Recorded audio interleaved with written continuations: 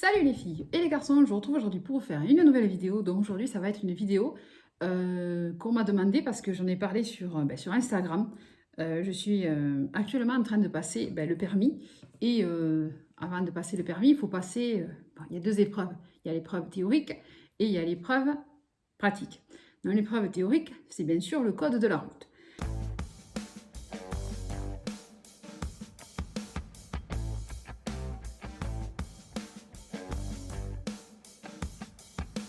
Donc, il faut savoir que moi, j'ai déjà passé le code de la route en 2008, que j'avais obtenu à la deuxième fois, parce que après ma capacité en droit, je m'étais inscrite au code en 3 jours, parce que j'étais partie à fond, comme j'avais eu ma capacité en droit, je m'étais dit, vu que tu as eu ton diplôme en droit, tu vas continuer et tu vas te lancer sur le permis.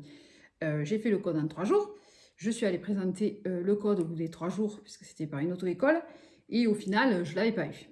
Bref, donc je l'avais retenté quelques temps plus tard, en candidat libre déjà. C'était pas la même version que maintenant, mais j'avais fait un candidat libre et je l'avais eu du coup à la deuxième fois. Sauf que le code de la route, l'examen du code de la route est valable pendant 5 ans. Si vous n'avez pas après fait vos leçons de conduite et présenté l'épreuve pratique du permis de conduire, votre code est périmé. Donc il vous faut recommencer à zéro. Ce que je suis maintenant en train de faire. Je suis repartie pour m'inscrire en candidat libre.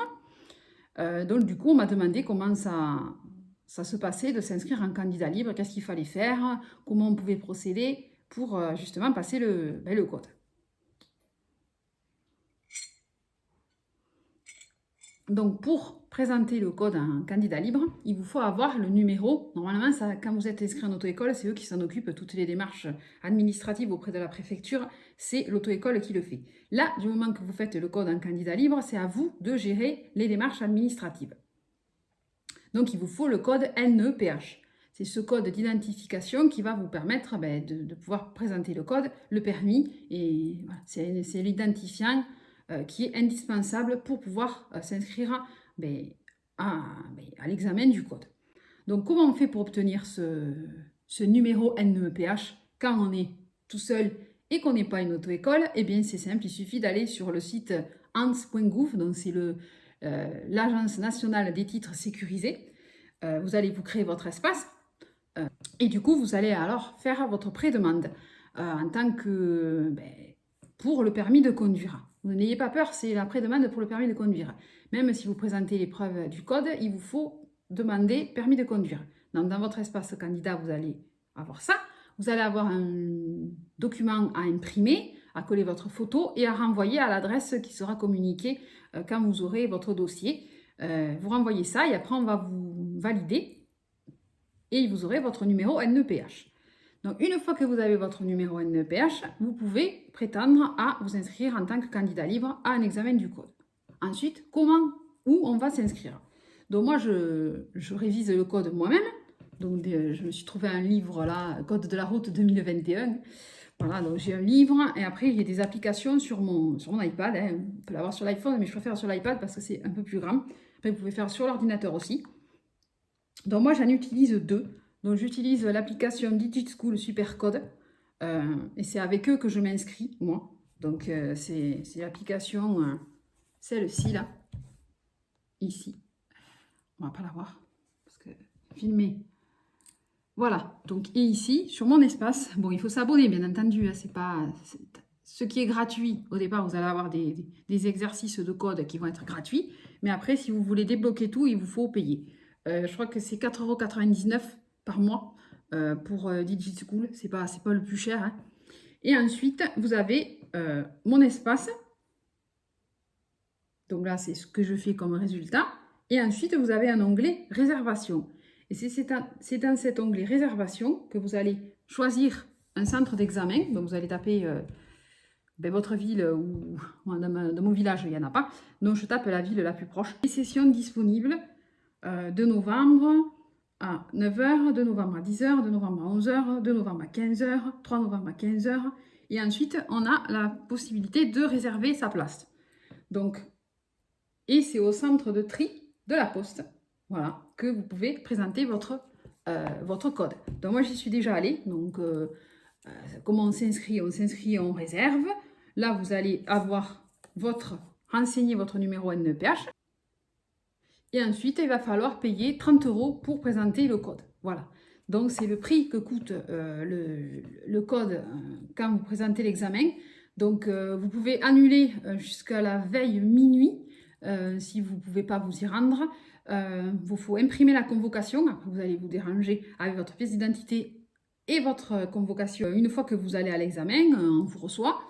Normalement, là, on est en situation de Covid, donc on y va avec le masque et du gel hydroalcoolique. On n'est pas nombreux par salle. La dernière fois que j'y suis allée, on était 5. On est chacun devant une tablette avec un casque et on nous explique tout comment ça fonctionne.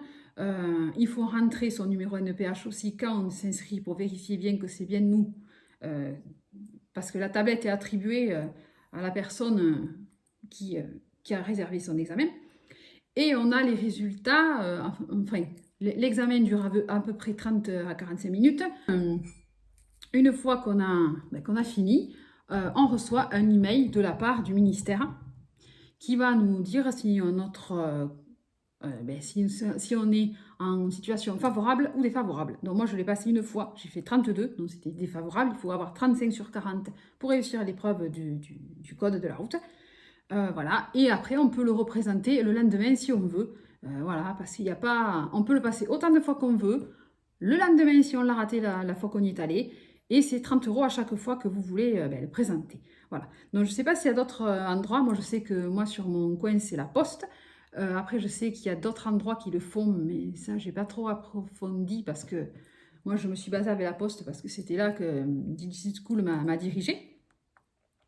Ensuite, vous avez aussi un site que je vous conseille, c'est le site du Code Rousseau, parce que le Code Rousseau, c'est vraiment le site où vous avez la possibilité d'avoir vraiment les questions qui sont assez ressemblantes à l'examen. Parce que sur DigiSchool, c'est très bien fait, les questions sont bien. Mais moi, quand j'y suis allée, je me suis retrouvée avec des questions que je n'avais pas du tout vues dans mon application. Voilà, donc je ne sais pas si c'était différent. Il y a eu des façons un peu de simulation que je n'avais pas vues non plus. Alors que maintenant que je me suis inscrite avec le code Rousseau, là c'est pareil, j'ai payé 9 € pour un mois. Et du coup, j'ai vu des questions de code que j'ai eues lors de mon examen. Donc là, ça me permet de mieux cerner et aussi c'est catégorisé. Si vous prenez le site, c'est classé suivant le dispositif que le gouvernement a mis en place. Moi, après, quand j'ai passé mon examen, on ne nous donne pas là où on s'est trompé, on n'a pas la correction comme quand on fait un test sur l'appli. Mais au moins, ça m'a permis de savoir dans quelle catégorie je suis plus forte et plus faible. Et sur le site Code Rousseau aussi, c'est pareil, ils nous donnent des cibles pour savoir dans quel domaine on est plus compétent que d'autres. Donc comme ça, vous pouvez vous réviser les thèmes où vous accrochez le plus. Voilà. Parce qu'après, c'est sûr que quand on étudie tout seul le code de la route, il faut s'entraîner. Hein, voilà. Donc moi, je trouve que c'est important aussi d'avoir un véhicule et peut-être de conduire. Parce que moi, je suis allée passer une session de conduite. Et je trouve que depuis que j'ai passé cette session de conduite, ça m'a permis de me familiariser davantage avec la route. Parce que apprendre sur des vidéos ou sur des photos, c'est vrai que c'est pas pareil que quand on est en situation réelle. La situation réelle, on a davantage, on s'adapte mieux et on arrive mieux à comprendre. Tandis que des fois, sur des questions aussi, il y a le piège. Il faut faire attention entre je peux et je dois. Suivant la situation de la photo. Moi, au départ, quand je faisais mes questions, moi, je réfléchissais en tant que code de la route. Donc moi, j'appliquais la règle. Mais souvent, la règle, elle n'est pas appliquée parce qu'il faut faire attention aux autres usagers, aux autres conducteurs. Et eux, comment ils vont réagir, eux. Est-ce qu'ils vont faire d'appliquer la règle ou pas? Voilà. Donc c'est ça qu'il faut faire attention quand on va présenter l'examen. Et ensuite, voilà, pour présenter l'examen candidat libre, il vous faut payer 30 € la session. Vous pouvez y aller autant de fois que vous voulez, hein, ne vous ruinez pas non plus, mais essayez de vous entraîner pas mal chez vous. Si vous avez la possibilité d'avoir quelqu'un qui conduit, vos parents ou quelqu'un autour de vous pour vous aider, ça peut être intéressant. Moi, je sais que il y a des nouveautés, des nouvelles fonctions sur les véhicules qu'on n'avait pas avant. Et du coup, c'est vrai que c'est important de connaître. Et après, n'hésitez pas à vous documenter le plus possible Et un livre aussi, c'est intéressant d'avoir et de réviser sur ceux qui vous, sur quoi vous accrochez. Voilà. Donc, si vous avez d'autres questions, n'hésitez pas. Donc, quant à moi, je vais le passer la semaine prochaine, même si là, nous sommes de nouveau confinés pour un mois.